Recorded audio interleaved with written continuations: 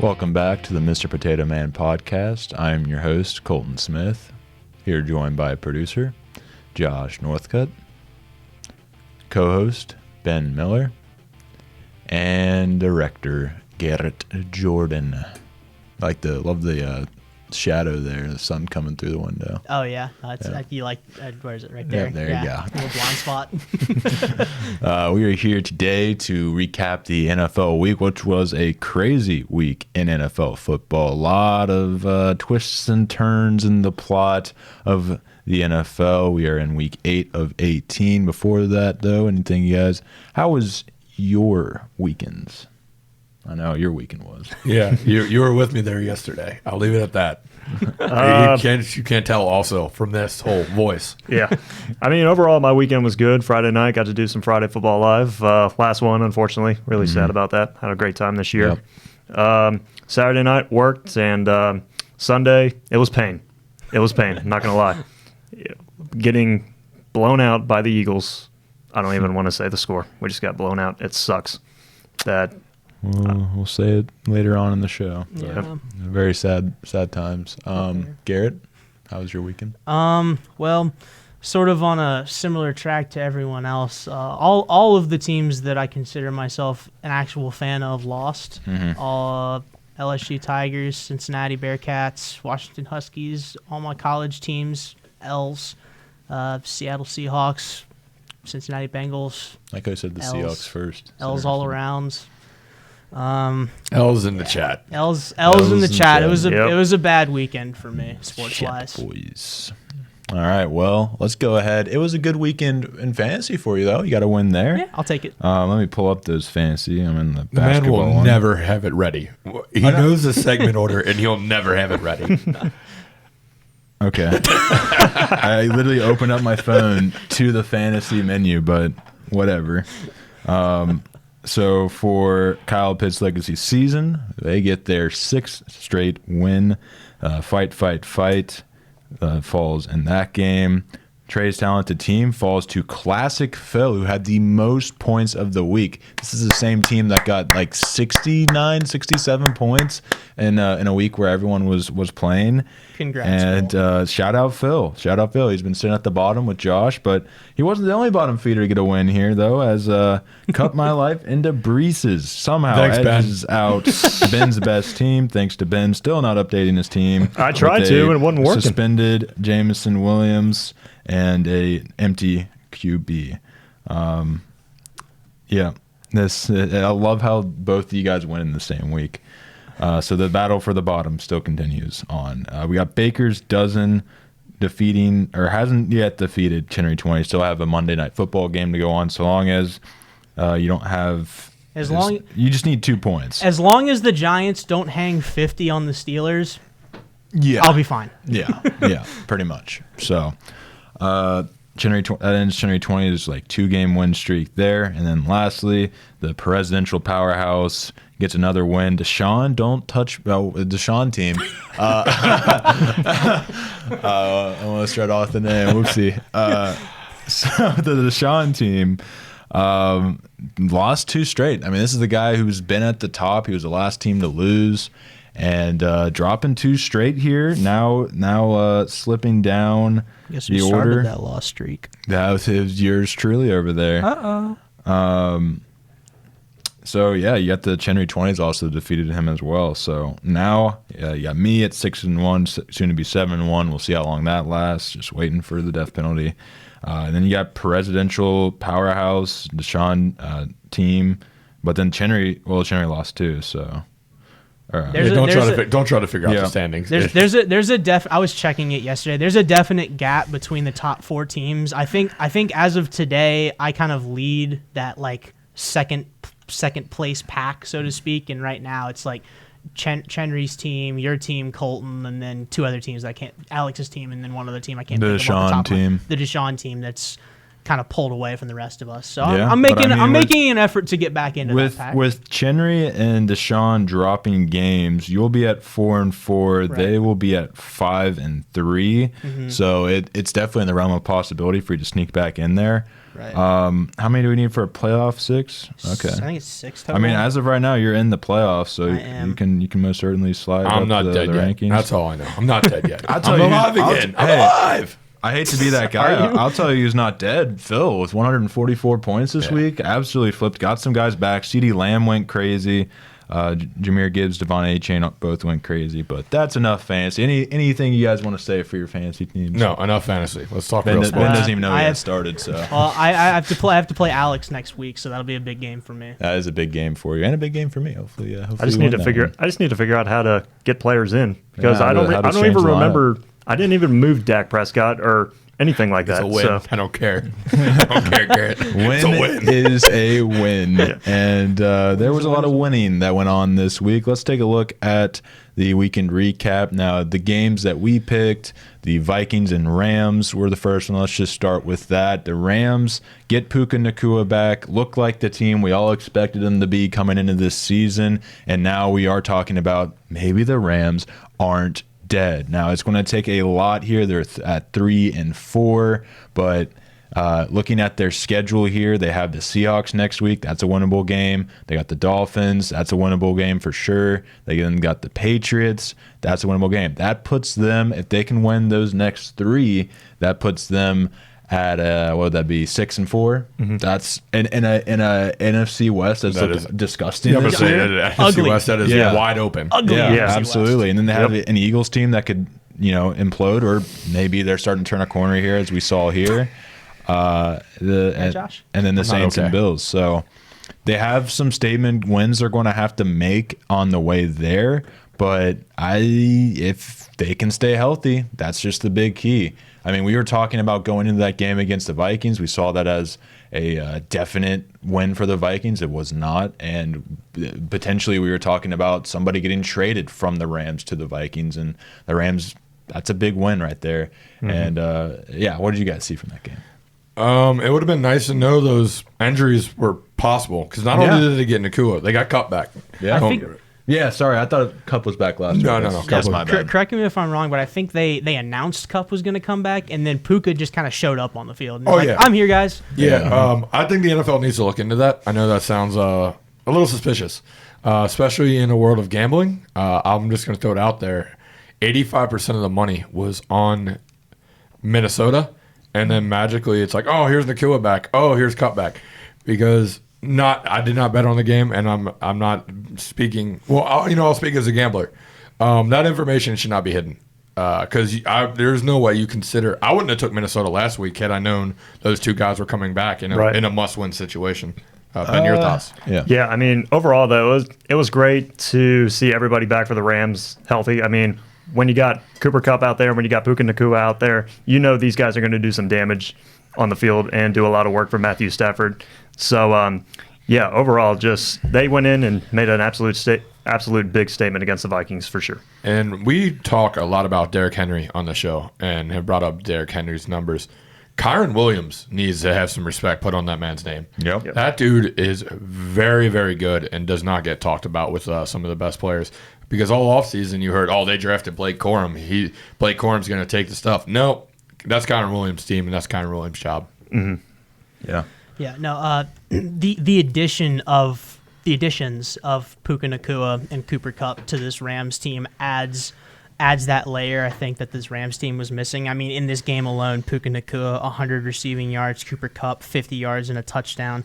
But another thing that I think it opens up is it kind of puts the pressure on those two, and so it opens up some of those other lesser known receivers. I mean, Demarcus Robinson had 2 touchdowns in this game. I mean, he was kind of Matthew Stafford's. Okay, Kupp's not there, Nakua's not there. Oh, Robinson is left wide open because they're focusing on those other 2. Let's just pitch it to him, So that the addition of these 2 guys just opens up this Rams offense so much, and I think we will see. If these injuries don't heal up for the 49ers and the Cardinals and Seahawks continue to play bad football, that the Rams probably win this division which is crazy to think Yeah. after the beginning of this year for that team. Absolutely. Looking down the list here, let's go ahead and talk about the first team pronounced dead last Sunday. The New York Jets fall to the New England Patriots 25-22. They now have the same record as the Patriots, both 2-6. What do you think? If you're a Jets fan, you got to just think, what did you do? Joe Burrow brought up after the post-game conference that 10 wins usually get you in the AFC. So that basically means that the Jets can lose one more game before the season's over to have a shot at an AFC playoff spot. They're done. They're dead. You were right. You've been saying it for weeks. You were right. Yeah, I mean, it's disappointing, though. I agree. I think the Jets are dead. And coming into this year, I had them winning the East and the AFC East, and they're not living up to those expectations, though. That offense, I'm really concerned with them moving forward. Yeah. Yeah. Just ball security for New York. I think probably lost in this game. What I'm seeing right now, two lost fumbles. In the NFL, that's not good. You can maybe have 1, 2, not good. This is a big win for this rebuilding New England team, and this is a horrible loss for a Jets team that had high expectations at the beginning of the season with a healthy Rodgers. So like you said, if you're a Jets fan, I don't know what you're feeling right now. That's with Jacoby Brissett coming in for an injured Drake May. Yeah, that almost adds it's like icing on the cake at that point. That's just like, God, Jets fans. Speaking of backup quarterbacks, let's take a look at the Browns and Ravens game where the Browns, with Jameis Winston as their quarterback, looked the best they've looked all season long. Kind of weird. I kind of saw that coming. 27 for 41, 334 yards, 3 touchdowns, no interceptions. Nick Chubb had 16 carries and 52 yards, but I wasn't able to watch this game. I was watching the Bengals game. But that's an interesting loss. That's a Ravens team that was supposedly rolling, that was just rolling through the league, and now they lose to a Browns team that was winning this game 1-6. They're now 2-6, and I'm curious to see how Winston does for the rest of this season. I think Ben's best offense prediction may get somewhat close if Winston's the guy behind center. I mean, they just need a quarterback. Yeah. But overall though, I was impressed with this offense. Jameis Winston stepping in for the injured Deshaun Watson, filling that role. He looked comfortable.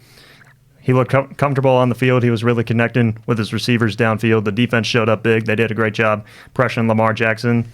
They got 3 sacks, and they got a total of 7 QB hits, and they were able to stop the Baltimore offense on third down as they went 2 out of 10. So the Browns this weekend, they made a statement. So just looking forward to seeing what Jameis Winston can do leading Cleveland forward. Fun fact, Jameis Winston starting the game is now the 39th quarterback the Cleveland Browns have had since they came back into the league in 1999. Oh, man. That's just nuts. How many seasons is that, if you can do the math? 99, 24, so that'd be... 25 seasons? Yeah. Yep. 25 seasons, and they've had, what'd you say, 32? 39. 39. 39 quarterbacks in 25 seasons. That's... That takes talent, honestly. it truly that takes a talent of not knowing how to acquire talent, and that is what the Browns are best at. I will say though, as far as Jameis Winston coming into this game and starting for the Cleveland Browns, you always see this, not always, but a majority of the time you see this, right, where you have a quarterback come in and a quarterback makes a bond with a receiver that is not viewed as your number one wide receiver, right? Like after they traded Cooper, the number one wide receiver in Cleveland is Jerry Jeudy right now, right? Yeah. Cedric Tillman had 99 yards receiving and 2 touchdowns from famous Jameis against in their win over Baltimore. I don't think anyone saw that coming because Cedric Tillman's kind of been buried on that depth chart. So it's fascinating to me to see these quarterbacks that haven't started this season coming in, and they're able to build these relationships with these receivers that may not get highlighted as much with a certain quarterback. So it'll be interesting to see how this relationship builds between Winston and Tillman. It'll be interesting to see if Tillman overtakes Jeudy for that number one wide receiver spot, if they can keep that connection going. Well, a big role on that is practice. When you're taking snaps, a lot of times you're not taking snaps with the ones. You're out there with the twos. So he's not working with Judy and Cooper all the time, but he is working with Tillman. Yeah. So you just get that chemistry and that routine. And there is not a quarterback in the NFL I'm cheering harder to succeed, and I hate saying that, but I love Jameis. I've always liked Jameis. Yeah. He's just an oddball, fun guy. Maybe don't agree with him on his Deshaun Watson take, but I get what he was saying with it. Yeah. But the dude just knows, just eat the W's, baby. Just eat the W's. Eat him. Yep. Eat him up. No, I love Jameis Winston. I hope he can thrive as a QB in this league. He's still fairly young. Still got some years left. Alex from Beyond the Score with the funniest comment I saw all week. Pocket pressure is just a suggestion to Lamar. Yeah. Because that man literally just floats around the pocket. I don't like. It's amazing what he's able to do in the backfield, just with his legs and being able to escape pressure. It's crazy. Like, he should have been sacked like 3 times on that final play of the game, and he wasn't. It's incredible what he can do. Yeah. He's my MVP choice right now. That's fair. Yeah, Honestly, that is fair. He's the favorite in the odds. I don't Just stats wise and eye test wise. I mean, he passes the eye test, right? Yeah. Yep. I will go ahead. Do we want to just go ahead and bring this up? Yep. Rip it off. The Eagles defeated the Cincinnati Bengals 37-17. The Eagles improved to 5-2, and the Bengals disprove, whatever prove to 3-5. They fall. There you go. 3-5. That's the record on this year. Hey, I'll give you a pass. If you just win every single game from here on out, that's a good record. Will that happen? Hey, they've done it before. Not at this point of the season. Didn't they rattle off like 10 straight? Yeah. Yeah, they've done it before. Yeah. They have done it before. The problem is they're not healthy when it comes to T. Higgins. The offense is completely night and day different. Yep. When they have T. Higgins, when they don't have T. Higgins, they're 0-4 now at home. I believe under Zach Taylor, they're now 22-23 at home. Everybody always talks about, we take pride in being Cincinnati fans. When you go to the stadium, it gets loud, it gets crazy. It's one of those sleeper type stadiums when it comes to noise. We're not Kansas City with the crazy altitude. We're not the 12th man, but we do make a difference when there. The problem is the players aren't coming through anymore, and the coaches aren't coming through. And I can beat a dead horse as many times as on bad days. That's why I'm not going to go on a rant, even though I'm going on one right now. But the emphasis of Evan McPherson and the Cincinnati Bengals this year are 100% comparable. It is a guy who we think is really, really, really good, and on Sundays we're not seeing it. He's now like 10 of 17 from 50 yards or out or more. He's not the weapon that we're paying him to be. Yep. The Bengals idiot fans who were going out there and saying he's as good as Justin Tucker need to stop watching ball. But he's good, not that good. Yeah, but I'm going to just sum everything up, and I'll just let Ben talk. There's been 255 players ranked in pass rush efficiency in the NFL at the D-line position. Sam Hubbard is 252nd. Miles Murphy is 253rd. Why aren't the Bengals winning? There's your number one answer. I mean, Josh, it might as well be a pass rush deficiency, like you said. I mean, yeah, I guess I wasn't really wrong. Go ahead, Ben. Yeah, I mean, just disappointing to see the Bengals go down this slope. I mean, coming into this game, the Eagles' rush offense was going to be the key factor. I mean, we all know Jalen Hurts and Barkley, they know how to run the ball. They succeeded at it all year.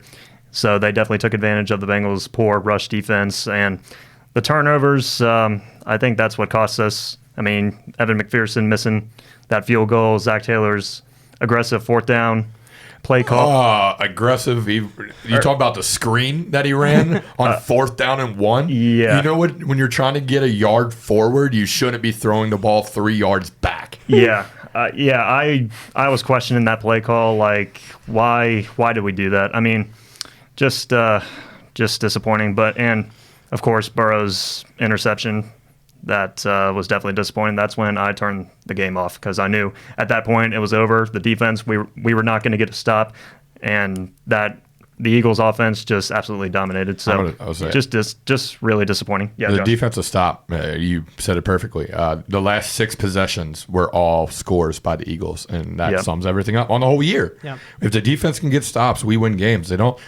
It's frustrating. This team is basically, but just we thought the Reds roller coaster was not fun. This is worse. I hate this roller coaster. Yeah, Well, it's not right a when I roller buy coaster. in. It's just a. But no, I had hope. I mean, I did pick the Eagles last week, so I can't say I had that much hope. But when you get there and you get in the environment, you start believing, and it's. Hopefully they can win this week, and then you go to Baltimore and you're playing for your season. I mean, Pretty much. I mean, they have to win this weekend. I mean, if do they though? Do they? I mean, I would say it's a must win. Oh no! Yeah. It's definitely a must win. It's just yeah, I know what you're saying there, Josh. It's just a must win for the morale of the team and the Yeah. city. I just wish. God. I just wish the front office would try to get some deals together to try to make some trades and try to fix this defense. Because if we keep everything the same, the playoffs are out of the picture. I mean, I'm trying to stay positive as much as I can with this team. I mean, I believe we're in 9th place in the AFC playoff hunt, just 2 games behind the Broncos. So for that last wild card spot, but they got to get some deals done because Okay. I'm tired Can't believe we're- tired of watching this defense. Okay, I'm We're sorry. 2 I'm games behind Bo next. Yeah, I'm going to go ahead and rant one more thing, and then we can move on because I was even saying, hey, we need to move on. Eagles left tackle Fred Johnson allowed only 1 pressure on 22 pass blocking snaps, 4.5%. His lowest pressure rate allowed all season. Johnson allowed only 1 pressure versus Trey Hendrickson on 13 matchups. Does anybody recognize that name, Fred Johnson? Sounds Definitely familiar. heard it. Yeah, he was playing for the Bengals at one point, and he was the project. They were bouncing him at guard, center, tackle. And when he was here, he wasn't that good. And then he goes somewhere else, and he gets better coaching.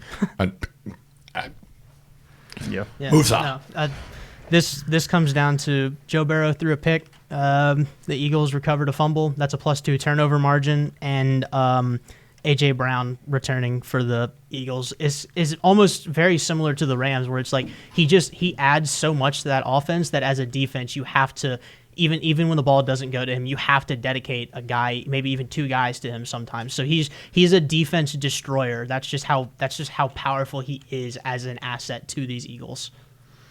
I mean, him being on the field spreads an already weak defense out even more, and it opens up Barkley in the passing game. So I mean, not that they use him in the passing game that much; they'll just run the ball with Hurts. But I mean, still, this Eagles team with the reintroduction of Brown looks good.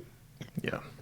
All right. I do want to make a little mention of the Detroit Lions shellacking of the Tennessee Titans 52-14. It came at the hands of only 85 passing yards from Jared Goff. He went 12 for 15. They are the first team to score, I believe it was over 50 or 40 since 1955 and win the game without over 100 passing yards. Just running the football.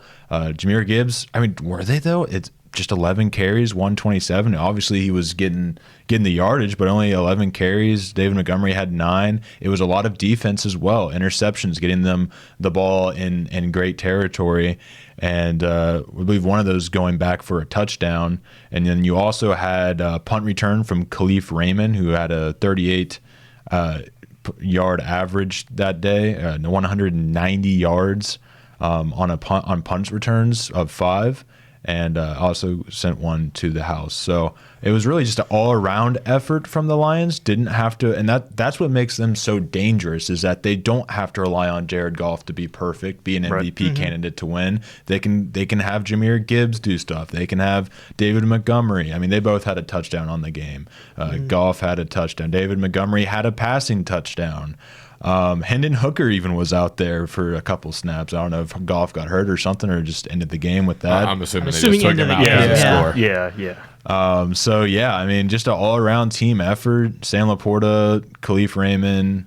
I don't know if that Khalif Raymond touchdown was just his punt return counted, but It was a punt return. the Brock Wright and Amon-Ra St. Brown all scoring touchdowns. Only Sam Laporta was the only one with over 2 receptions. I mean, this Lions team is looking scary, looking like my favorite team in the NFC right now to challenge the Chiefs. Yeah, no, this is 4 total turnovers forced by the Lions. It wasn't a pick 6, but it was still an interception. So yeah, a +4 turnover margin typically tends to win you games, even if you don't score 52 points. Yep.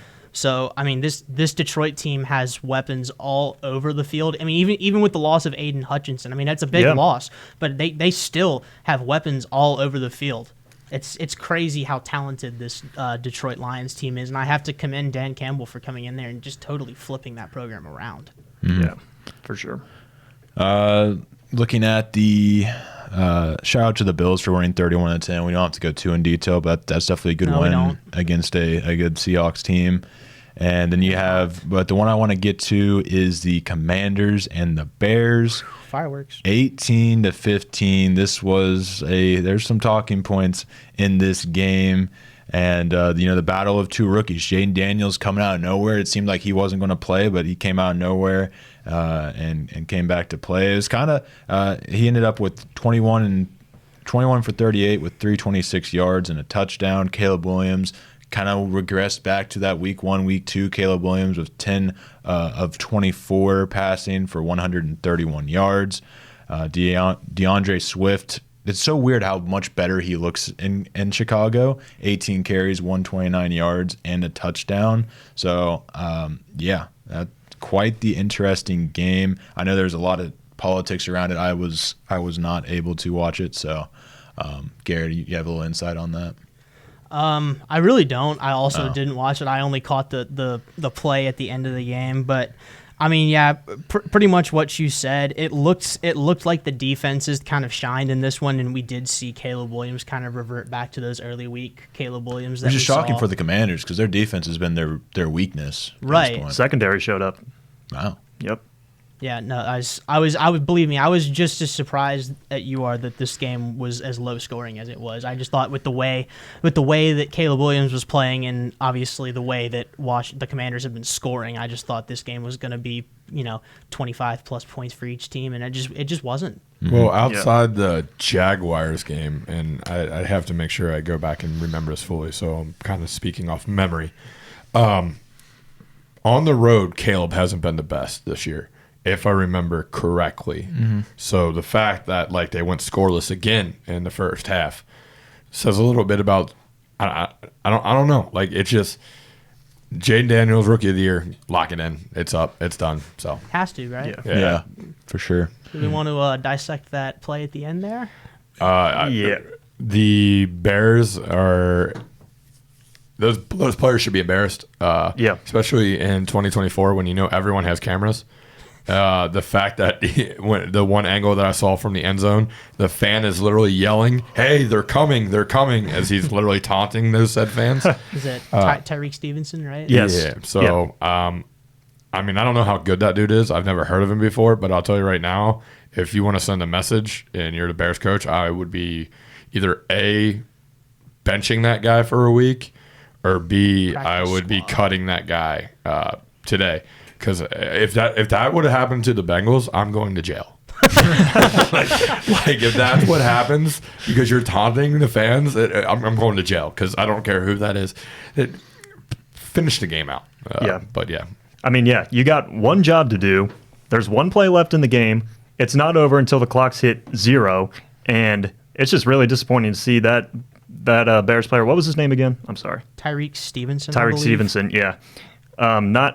Not being aware that that they're about to do one more play, and then what makes it worse is he tipped the ball in the air. You have one responsibility, my guy. Just knock it down. No tipping. Don't give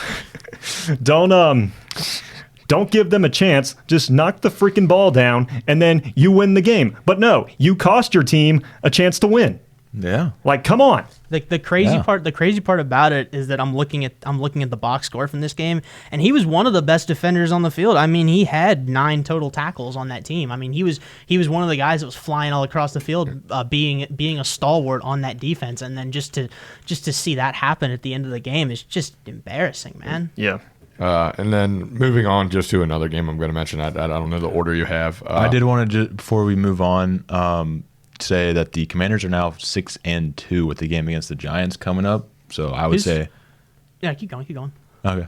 Well, you're going to ask me a question. So. I was going to ask it after you finished. No, it's just basically that they're 6-2 and likely could be 7-2. They got to play the Eagles twice still, I think. Okay. And they still have some tougher opponents. But what do you want to ask, Garrett? I was gonna say, I'm looking at the standings right now. I was gonna say who's the closest to the Commanders in that division. It's the Eagles. So I think those two games that you mentioned against the Eagles are going to be big for both of these teams. That's gonna decide. They also have the Cowboys twice as well. If you're the Commanders, you just got to go 2-2 in that situation. Then. Yeah. Sweeping the Cowgirls would be nice, but the way the Cowboys are playing right now, they might do it. Yeah. So. Okay, you feel free to. Yeah, just wanted to mention Chargers 26-8 victory over the Saints. However, Nathan Shepard, you are an absolute coward of a man, and I'm using man loosely on that term. But absolutely, that dirty alligator roll that you want to do on Justin Herbert, I'm glad Bradley Bozeman knocked that out of you. Now, props to Bradley Bozeman sticking up for his quarterback because that Nathan Shepard roll, he rolls already on an injured Justin Herbert who's been battling knee injuries all season. Everyone knows about was it the plantar fasciitis? Plantar fasciitis. Thank you. And I know it's his feet, but still, it's one of those things. It was dirty. It was disgusting. And watching Bradley just beat that dude. Basically until Justin had to pull him off.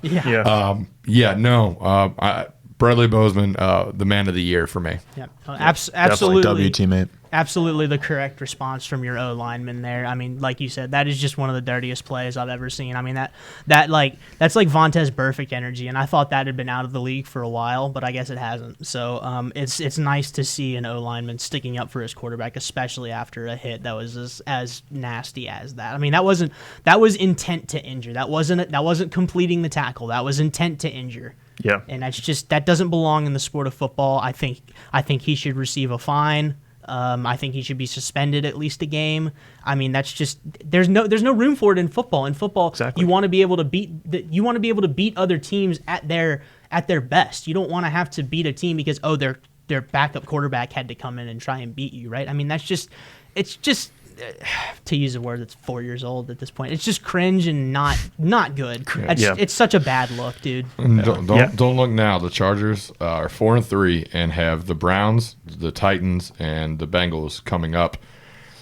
I mean, this team's not out of it, and they keep building on it. And I said they were going to be contenders, maybe not for an AFC crown, but that's not a team I want coming into my stadium as a wild card. Yeah. No, absolutely. I do want to mention another AFC West team, 5-3 Denver Broncos. Mentioned earlier, are currently in the 7th spot in the wild card. They have a tough 2 weeks coming up, though. They have the Ravens and the Chiefs back to back. But I'm gonna be honest, I think with this defense, they are absolutely in any game they play. Now, would I stick out my neck and pick them to win in any of these games? No, but especially with the way the Chiefs have been playing, going up against a tough defense like that.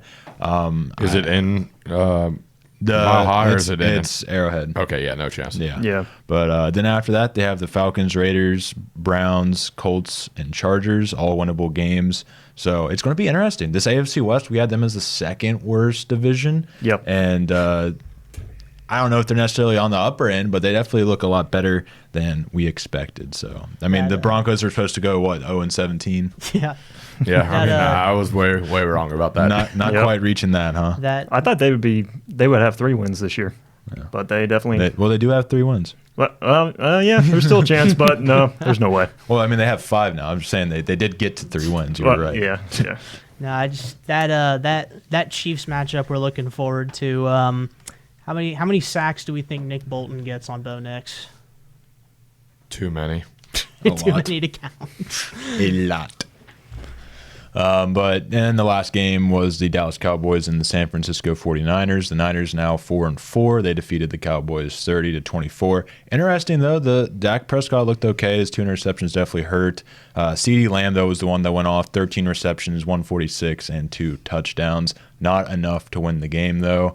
And Isaac was Mason hurt? Jordan Mason? Yeah, he got hurt. But according to Kyle, Isaac Grindo. Yeah, according to Kyle, they could have put him back in if it was an absolute must-win, but they never felt like a threat that they had to play him. Damn. That's crazy. Surprised. George Kittle on tight end day, 6 receptions, 128, and a touchdown. What do you want to say? Thank you, George. No, I'm honestly surprised if that's the case, if that was the case with Jordan Mason, because I mean towards the end of that game, the Cowboys kind of put up a little bit of a fight. It impressed me as someone that doesn't like the Cowboys and don't think they're a very good football team this year, especially with the loss of Micah Parsons. The fact that they were able to stay relevant in that game and Dak was able to lead a couple drives and bring them to within one score when this game looked kind of well and truly over midway through the third quarter,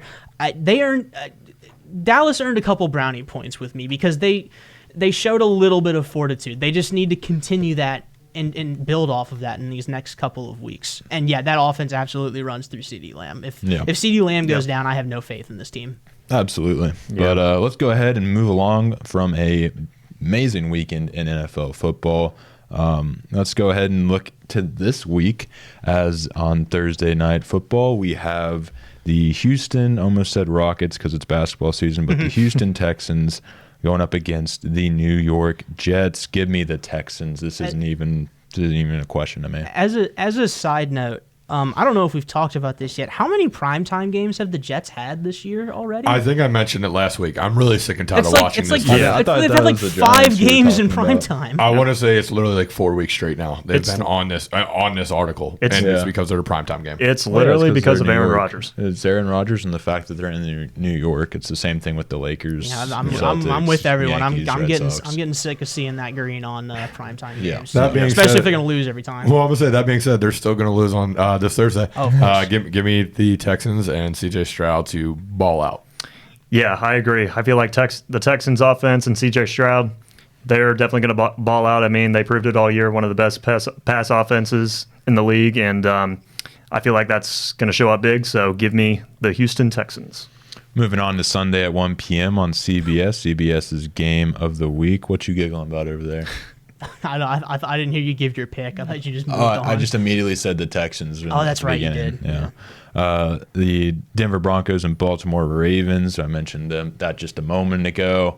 I do have a little faith in this team, in the Broncos team. I just feel like the Baltimore could be hitting a point of their roller coaster. It's going downward. That being said, I'm not going to be the guy that picked against Baltimore. Give me the Ravens. Yeah. I was kind of going back and forth on this game. I mean, you obviously got the Broncos. They got a great pass defense, and Patrick Surtain has been the catalyst of it all. I mean, they're going up against Flowers and Aguilar, though. It'll be interesting to see how they do. But as much as I want to go Broncos, I'm sticking with the Ravens in this one. Yeah, I think this is still a little too big for a rookie Bo Nix, but he could prove me wrong. But give me Baltimore and them to remember that they can hand the ball to Derrick Henry. I think Kyle Hamilton will make up for his egregious interception drop that would have sealed the game for Baltimore on Sunday, and I think he comes back and gets 1 interception and maybe even 2. Because why not? Is that betting advice? No, absolutely not. No. Garrett knows what'll happen if I follow his betting advice. That is 100% not betting advice. Do not listen to me. All right, let's go on down to the 425 slot. Fox's Game of the Week. The Detroit Lions and the Green Bay Packers, 2 teams that could indeed be playing against each other in the playoffs, probably more likely than not. The Lions, like I said, look good on all fronts, whereas the Packers, they only beat the Jaguars by 3 last week. I'm going to go ahead and let you guys start. Ben, you want to go first? Yeah, so I'm obviously going with the Lions in this one, but overall, I feel like it's going to be a great offensive matchup. I mean, you got 2 really talented quarterbacks, but the last couple of weeks, we've seen the Lions, they've been the most complete team on offense and defense, and Jared Goff is playing like an MVP. So I feel like the passing game is going to be key to this game, so give me the Lions. The Packers might have to play without Jordan Love for a few weeks. Give me the Lions. Oh, yeah, in that case, absolutely. Give me the Lions. Yeah, I wanted to look up that recap. And Malik Willis is undefeated, though. I was definitely looking at that because in my head, I'm going, okay, if Jordan Love has like a superhero outing, the Packers have a chance to pull off not really what would be considered an upset, but kind of is an upset at this point. But with the uncertainty around Jordan Love, I tried to look it up. My phone's not loading, so I still don't know. Even the phone doesn't know if Jordan Love's going to play. Yeah. So I'm going to have to go with the Lions here. But if Jordan Love plays, I could absolutely see him putting up a Herculean effort and the Packers knocking off the Lions in a surprise victory. Yeah, those interceptions are a little alarming though with him. Yeah. I don't know how he did it against Jacksonville. but Detroit Zero doesn't have the touchdowns, one best. interception. Detroit doesn't have the best secondary though either. We have to remember that. I think it's been improving. It's been improving, but it's still not the best. The Sunday night football game, 8:20 NBC, is the Indianapolis Colts and the Minnesota Vikings. And this is a game that 2 weeks ago would have been an easy Minnesota, but they've slipped in recent weeks. Now, both the good teams, the first loss came to the Lions, and then the second one came to the LA Rams, and both games were close. I think the Vikings performed well, just didn't come out on top. But the games looked more reminiscent of what we expect from the Vikings. At least not what we expected going into this year, but like prime Kirk, like that's the games kind of remind me of when Kirk and the Vikings were still a top team in the NFC, but just not necessarily the same trust. But who do you guys got?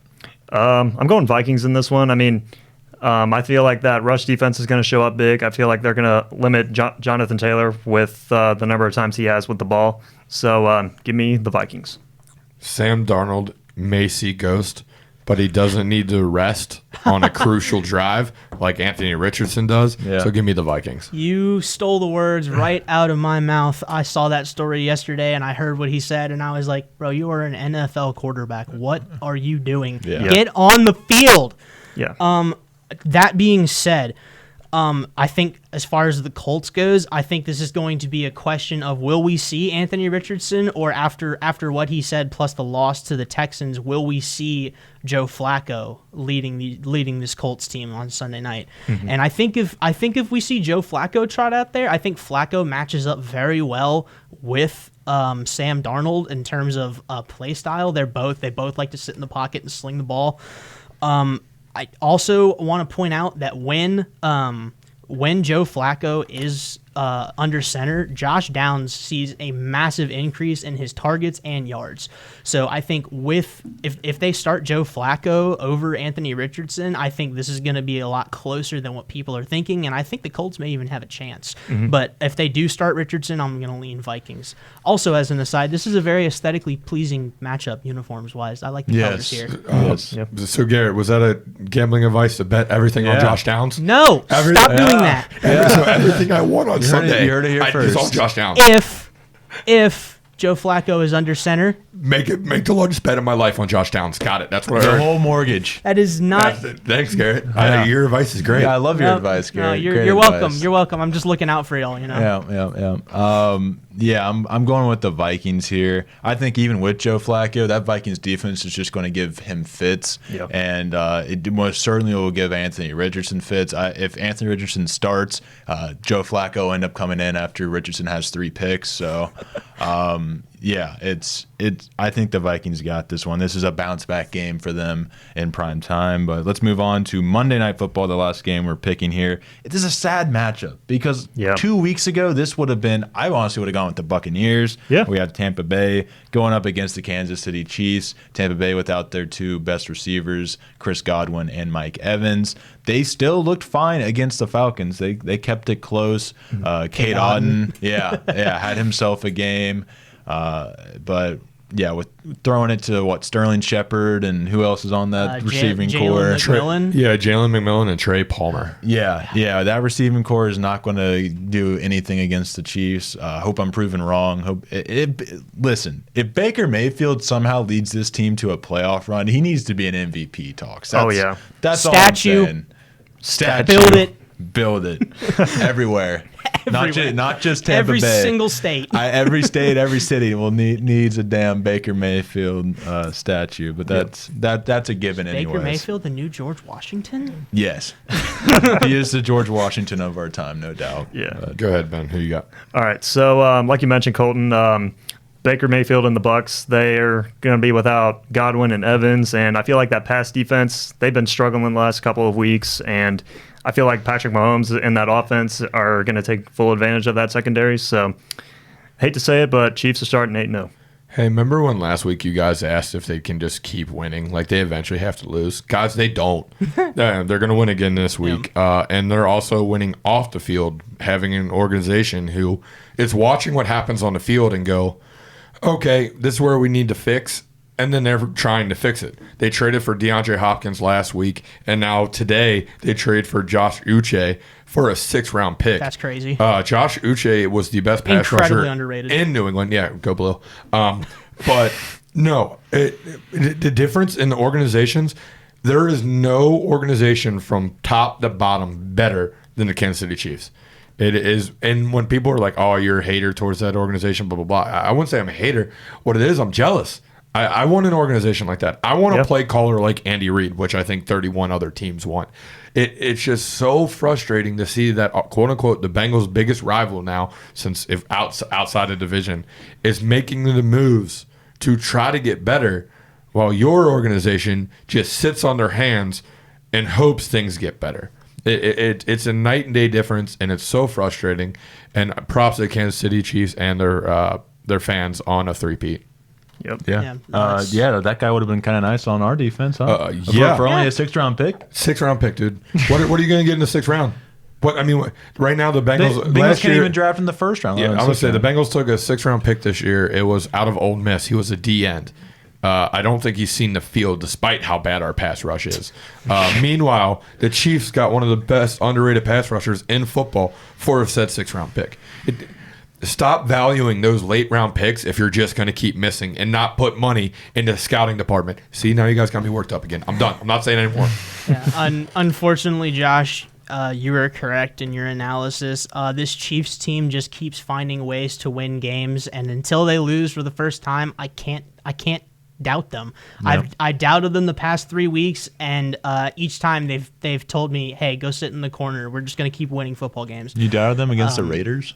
No, I didn't doubt them against the Raiders. No, but I mean, just last 3 weeks. some of their other matchups where Yeah. they looked in jeopardy of losing. I mean, it's just like that. I mean, they could get handed their first loss, and they've just kept finding ways to win. So until they get that first loss, I'm gonna have to roll with the Chiefs here. As much as I hate saying that over Baker Mayfield and the Bucs. Yeah. Sad times in the what's the word? Unfortunately, these are two teams that are playing at the geriatric facility with how many injuries they have on their team. But I mean, currently KC's Walker has rockets on it, and Tampa Bay's Walker has tennis balls on it. Yeah, I will say though, November 17th is right around the corner, and KC goes to Buffalo. Ooh. Josh Allen, you want to win that MVP? Win that game. Yep. Go win that game, and then also you want me to put some respect and count you as a threat. Win that game. Yeah. Win that game. Mm-hmm. Absolutely. Keon Coleman's starting to emerge for them. I don't know if you watched any of that loving game. what I see on my bench. He had a pretty good game. He had some wicked catch that he caught like up here. Like completely, the cornerback was totally draped over him. It was crazy. Yeah. He's going to be a good receiver for Josh Allen. It seems like the Amari Cooper edition has helped Keon Coleman get better in comparison. But that offense is just an any given day type of offense. Is somebody's going to have themselves a day. It could be Cooper, it could be Shakir, it could be Coleman, and It could the be run Dalton game. Kincaid. It could be Dalton Kincaid. National Tight Ends Day. You want to thank all your tight ends? Yeah, go ahead. Mr. Travis Kelce, thank you. George Kittle, thank you. Sam Laporta, thank you. Dalton Kincaid, thank you. And then last but not least, even though you're my least favorite one, Mark Andrews, thank you. Thank you, gentlemen. Thank you. Made Josh happy, man. So, yeah, I think that's all. Any closing thoughts before we wrap up the show here? What was the name of that Saints player? Nathan Shepard. Nathan Shepard, grow up. All right, that's one way to end the show. Thank you all for listening. Be sure to hit that subscribe button and like too if you want to, if you liked it, But we're trying to get to 50 subscribers. At 50 subscribers, we will give away a $50 gift card to Fanatics. And be sure to subscribe to be in the running for that. Also, be sure to check us out on Spotify and Apple Podcasts. We had some issues with that last week. Hopefully, those will be resolved this week. And from thank you all for coming on to the show. Thank you, Garrett, for your hard work in the director's chair, coming back from class for this. And thank you, Bill and NKU Media Services, for making this show better each and every week. For now, we'll see you in the next one. Peace.